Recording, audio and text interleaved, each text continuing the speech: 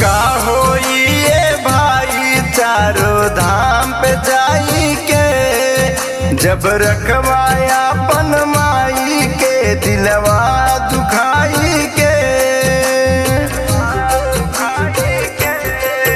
तो का होई ये भाई चारों धाम पे जाई के, जब रखवाया अपन माई के दिलवा दुखाई के।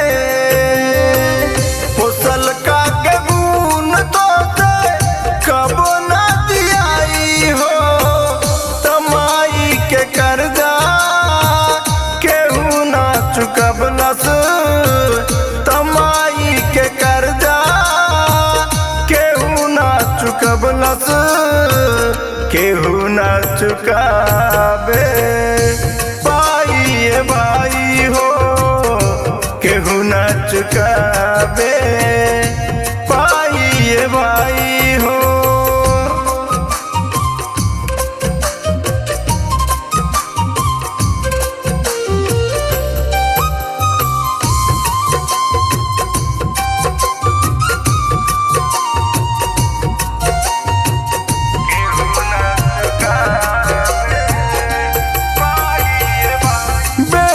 के खुशी खातिर कितना दुख से लड़ेली माइये होलिए गोनी स्वार्थ प्रेम करेली।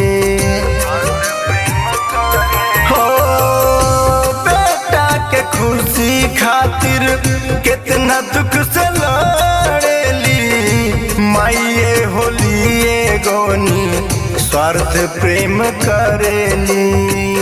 तोहके सुख देली अपना खुशियाँ भुलाई हो तमाई के कर्जा, केहू ना चुकबलस तमाई के कर्जा, केहू ना चुकबलस, केहू ना चुकाबे पाई भाई हो, केहू ना चुकाबे पाई भाई हो।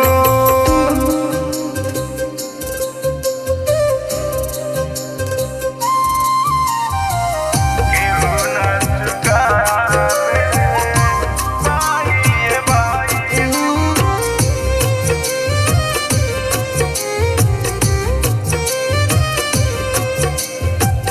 केहू ना चुकाबे कैसन रीत अब गइल बयाई, घर के देवी छोड़ी बाहर होता पुजाई। हो कैसन रीत अब गइल बयाई, घर के देवी छोड़ी बाहर होता पुजाई। करे गुणगान शशि शैलेश गाई हो तमाई के कर्जा, केहू ना चुकबलस तमाई के कर्जा, केहू ना चुकबलस, केहू ना चुकाबे पाई भाई हो, केहू ना चुका